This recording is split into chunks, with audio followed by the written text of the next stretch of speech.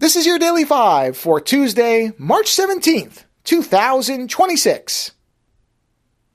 Following up the Resident Evil series for our Mila March Marathon, as we did with Perfect Getaway, we did the three last Resident Evil films, and then we went on to 2019's Hellboy, starring Milla Jovovich and David Harbour. Now, I've never seen this movie. I actively just avoided it because when I was watching the trailers, I remember this very clearly, even though Milla was very appealing, every time I saw the David Harbour version of Hellboy, I simply didn't like the look. Not David Harbour, who I think is fine. I've seen him in things. Seems to be a fine actor. But the actual appearance that they chose to go with, I just never thought it looked right. But I wanted to watch it because Mila's in it, and we decided to go ahead and watch it, even though Lando did warn me, yeah, it's not a very good movie. And I was just curious now, many years out of it, and not having seen the Del Toro ones for a little while, probably a few years since I've rewatched those movies, so they're not fresh in mind. I wanted to come into it and try to give it a clean evaluation, because it really, comparing Guillermo del Toro's films to other attempts at similar properties is really not fair. Del Toro is one of those people who has a really wonderfully rich and unique filmmaking style. And I don't love all of his movies, so I want to be clear. I'm not even a Del Toro super fan. But even the ones that I find are less entertaining or that I don't rewatch still have a beautiful look to them. So it's really not fair to compare the directing styles to, and I don't remember, I think it's, what's the name of the director? Neil Marshall, who's done movies that I have found to be perfectly entertaining. So it's not like Neil Marshall can't make a good movie. But again, very different director. So I had to try to put that aside. And I think I largely did. And honestly, I didn't need to compare the visual styles or the actual direction because the movie just is not good. It is flatly just bad. I mean, and bad in a way where it's very hard. This is what, to me, and I've started to sort of piece something together in my head about how I watch movies now, that it's become very clear to me that the reason that I enjoy the movies from the eras and the genres that I do is because they're movies that were made for my particular taste in entertaining films.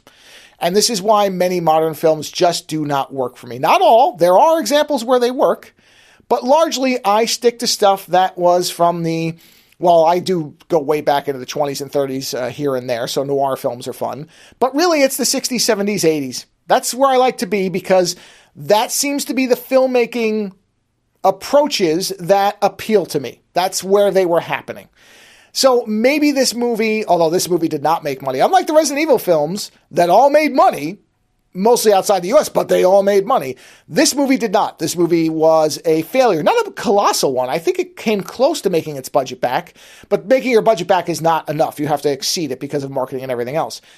The movie really just, I am what I would call a intermediate Hellboy fan. I have not read everything, but I read a lot of the early stuff, the foundational work. I read some of the earlier runs of BPRD. So I know the general approach of the comics, the Mignola approach, and then the Guy Davis and Mignola approach.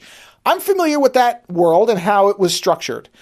And the people who made this movie, one of two situations clearly existed. One, they didn't know the world and did not obviously listen to whatever Mignola was telling them because I know he was involved. Or two, they simply didn't care. It's one or the other. I don't know which it is, but it's one of those two things.